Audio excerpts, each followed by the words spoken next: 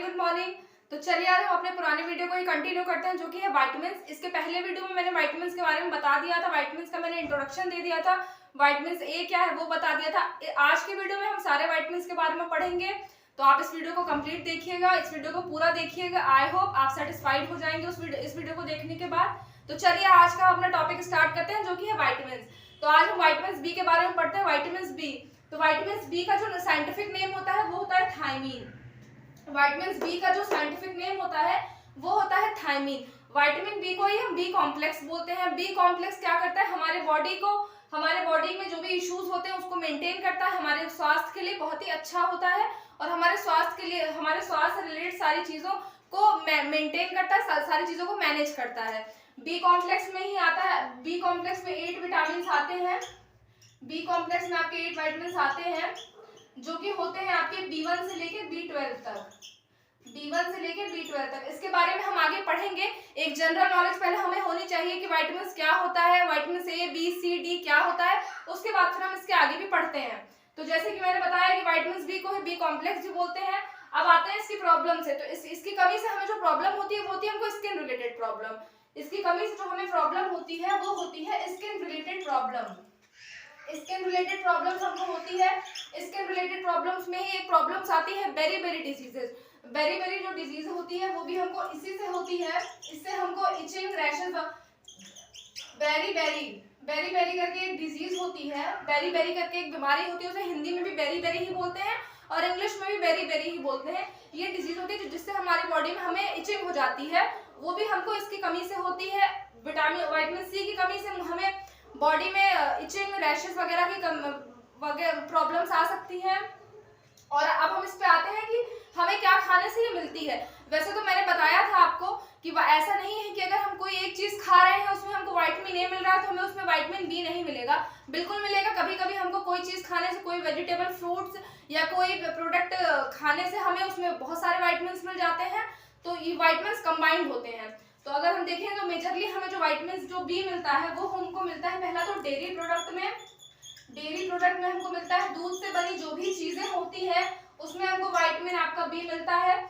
उसके बाद ये हमको लीफ वेजिटेबल्स में मिलता है, मतलब पत्तेदार सब्जियों में हमको विटामिन बी मिलता है। उसके बाद इसका सबसे अच्छा सोर्स होता है जो हम राइस वाटर में हमको ये मिलता है। तो हम यहाँ लिख देते हैं राइस वाटर में हमको विटामिन बी अच्छे से मिलता है। राइस वाटर जिसे हम हिंदी में कहते हैं माड़, जो चावल, पहले लोग चावल बनाते थे उसका जो माड़, पानी जो उसका निकालते थे हम उसे बोलते हैं माड़, उसमें विटामिन बी भरपूर होता है। तो ये सारी चीजें हैं। इसका जो साइंटिफिक नेम है वो थायमीन है। तो उसके बाद अगर हम आते हैं विटामिन सी के पास, विटामिन सी पे, तो विटामिन सी का जो साइंटिफिक नेम होता है वो होता है एस्कॉर्बिक एसिड। आप सबको दिख रहा होगा विटामिन सी का जो साइंटिफिक नेम होता है वो होता है एस्कॉर्बिक एसिड। ये होता है fighting against in bacterial infection related to skin, bones and teeth and our body. ये हमारे शरीर के जो भी स्किन रिलेटेड प्रॉब्लम्स होती हैं, जो भी हमारे टीथ से, दांत से, मसूड़े से रिलेटेड प्रॉब्लम होगी, उन सारी की रक्षा करता है। विटामिन सी कमी से हमको इन सब में भी कमी आ जाती है। हमारी हड्डियां जो है विटामिन सी से मजबूत होती हैं। इसका जो सबसे, ये आपको ज्यादातर आपको मेजरली खट्टी चीजों में मिलते हैं, खट्टे फल या सब्जियों में। तो हम यहाँ लिख सकते हैं खट्टी चीज। और इसका जो सबसे अच्छा सोर्स होता है वो होता है आंवला और नींबू। आंवले को हम इंग्लिश में बोलते हैं इंडियन गूसबेरी। तो आंवला हम लिख सकते हैं आंवला, इसको इंग्लिश में हम बोलते हैं इंडियन गूसबेरी, ठीक है। और इसका एक अच्छा सोर्स है लेमन, जिसे हम कहते हैं नींबू। आप सभी जानते हैं नींबू।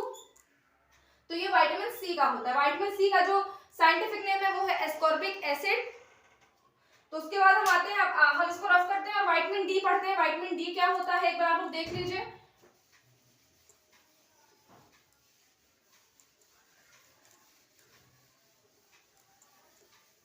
देखिए नेक्स्ट है हमारा विटामिन डी, ठीक है, विटामिन डी, ठीक है।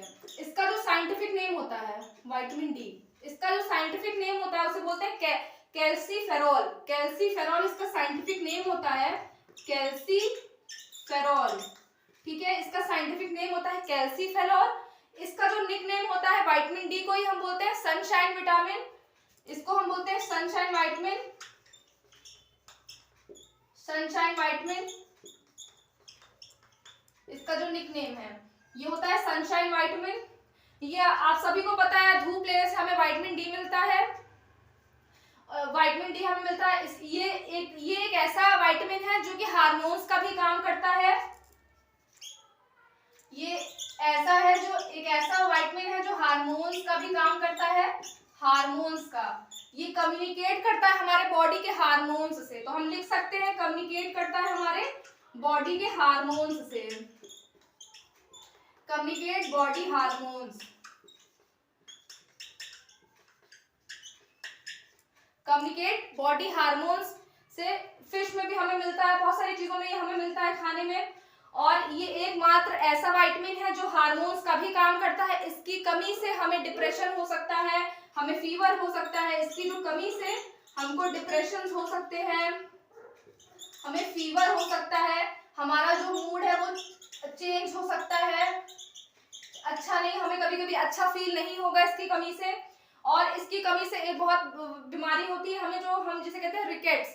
इसकी जो कमी से हमें बीमारी हो सकती है वो होती है रिकेट्स, जिसे हम हिंदी में कहते हैं, हिंदी में हम इसको सुखंडी बोलते हैं। कि जैसे बहुत लोग बहुत पतले रहते हैं, उनके बॉडी पे उनकी बॉडी बहुत ही पतली दुबली सी रहती है, वो इसकी कमी से होती है।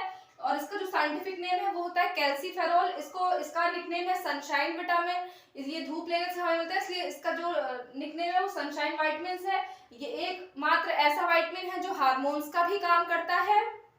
इसकी कमी से हमको बहुत ही महत्वपूर्ण बीमारी होती है जिसका नाम है रिकेट्स। ठीक है, उसके बाद हम आते हैं विटामिन ई की तरफ। विटामिन ई की तरफ। विटामिन ई,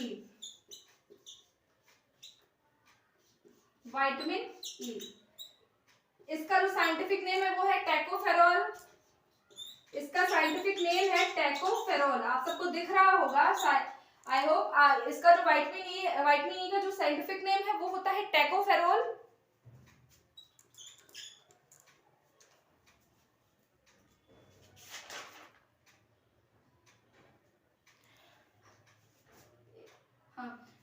इसका जो विटामिन ई का जो साइंटिफिक नेम होता है वो होता है टैकोफेरॉल। और ये हमें अंकुरित चीजों में मिलती है, जिसे हम कहते हैं सीड्स जर्मिनेट। अगर हम बोले लिखें इंग्लिश में उसको सीड जर्मिनेट। ये हमें अंकुरित चीजों में मिलती है। अंकुरित चीजों में जैसे हम कोई भी चीज को अंकुरित करके खाते हैं, जैसे चना हो गया या कुछ भी हो गया, हम उसे खाते हैं तो ये अंकुरित में हमको मिलता है। जैसे चना या जो भी चीजें होंगी आप जिसे अंकुरित करके खाते हैं उसमें आपको ये आराम से मिल जाएगा। ये सेल्फ जनरेट हो जाता है by the help of our cells. ये हमारी बॉडी से ही, हमारे शरीर की कोशिकाओं से स्वतः अपना निर्माण करता है। तो हम इसे लिख सकते हैं सेल्फ जनरेट। हम इसको लिख सकते हैं self generate by the help of cell. किससे होता है ये? Help of cell. कोशिकाओं से हमारे ये स्वतः इसका निर्माण हो जाता है। तो इसका स्वतः निर्माण हो तो हम इसको लिखते हैं स्वतः निर्माण।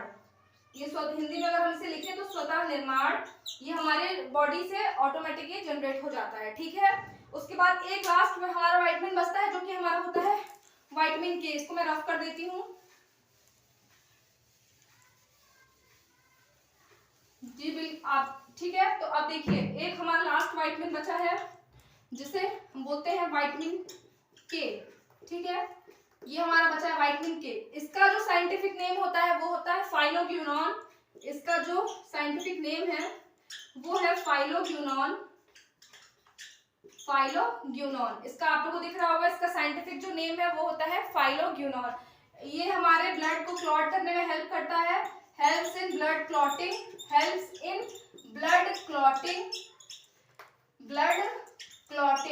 ठीक है।